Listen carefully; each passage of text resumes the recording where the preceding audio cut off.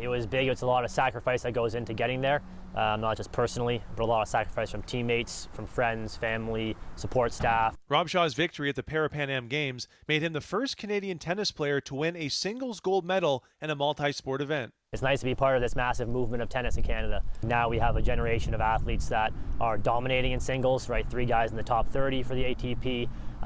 We have Bianca, who's dominating right now on the women's tour. So eventually someone else is going to get there, but it's always nice to be the first one. Rob started playing wheelchair tennis in 2011, a few months after suffering a spinal cord injury in a diving accident.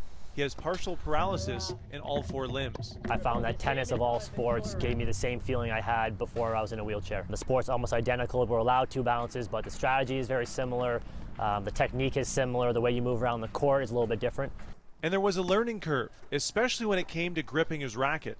I physically can't turn my wrist enough to get it that open. There's more limitations having your hand taped in for sure than not, obviously. Probably the most frustrating part about relearning the sport for me. And what techniques did you have to create for yourself coming to the new sport?